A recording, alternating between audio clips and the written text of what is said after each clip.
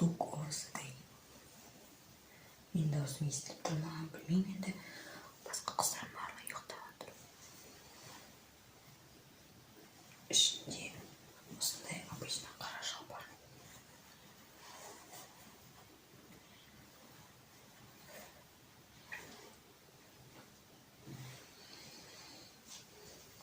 И әрине шашбау тағамыз.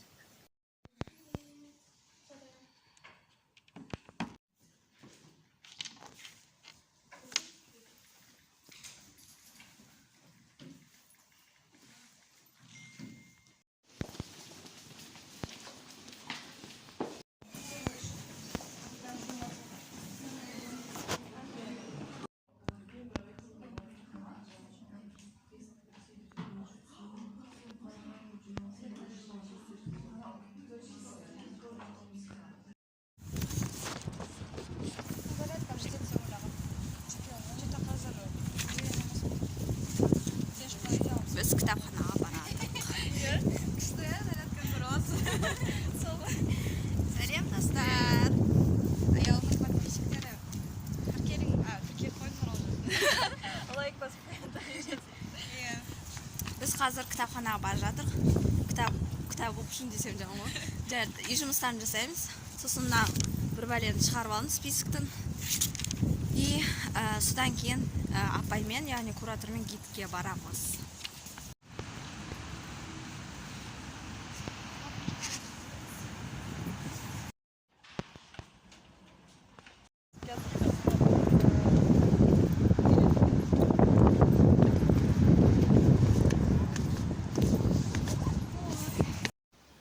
Біз бүгін Нинудың неліктен Лев Николаевич Гумилев деп аталғаны жайлы білдік, және де ең бір қызығы осы шкаф, осындай сөрелер, кресло бұл шынайы Лев Николаевич Гумилевтің әйелінен кәдімгідей сатып алған дүниелер. Бұлар кәдімгідей сол кісі пайдаланған, сол кісі отырған деген секілді өте дана кісі болған. Заттарына дейін, тіптен темекі шеккен осындай қалдықтарына дейін әйелі сақтаған болатын. Оның өмір баянымен барлығымен таныстық. Бұл жерден оның шығарма ең бірінші шығарған жазбаларын көре алайық. Бұл кәдімгідей түпнұсқасы, шынайы жазған беттерін кәдімгідей сатып алып осылайша қойып қойған. Сөйтіп бізге кәдімгідей жақсы таныстырып, жақсы көңіл күймен қайтып барлығын біліп алдық.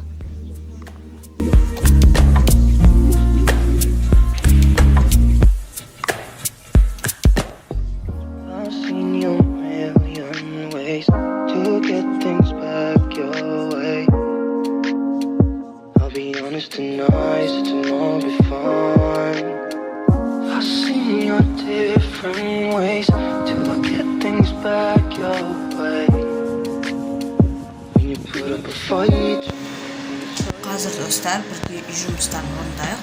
Жалпы университетте қандай тапсырмалар береді деген секілді сұрақтарыма осы видеода қазір көре аласыздар. Әлеуметтанудан бізге конспект жазуға берді. ютубтан видеосын қарап, сол конспектті жазып басталған болатынмын.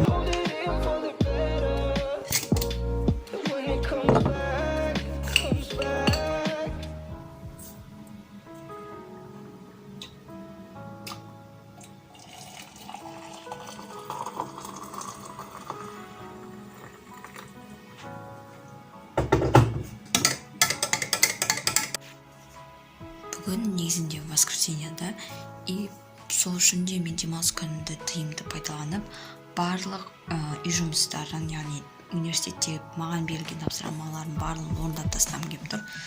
Потом ары қарай уже бос кәдімгідей еркін сезініп жүретіндей. Апай бір ютубтан ссылка жіберіп, соны жазыңдар деген, конспект қылып соны жаздым. Мына жерде қазір бір терминдардың анықтамасын жазуым керекпін. И все, сөйтіп әлеуметтанудың конспектісі бітті, потом эссесін жазып тастаймын. Мә достар, осы информатика бізде числа ағылшынша екен. Онлайн лекцияларды қарап жаздым. Толық жазбадым. Тағы да бір лекция бар. Мені ашпапты. Мына уже келесі күн, бұл 2 пара дене шынықтыру болу керек болған. Осылайша бізді пока дұрыстап ыңғайластырамыз дегенше, бұл енудің үлкен спорт залы.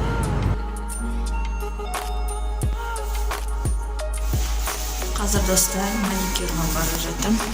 Істеп көрейін дедім бірінші рет.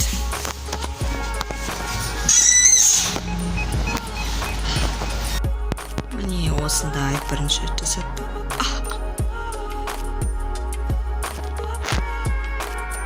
Енді әзірге непривычно болады, бірақ ақырындап үйренеміз. Сөйтіп.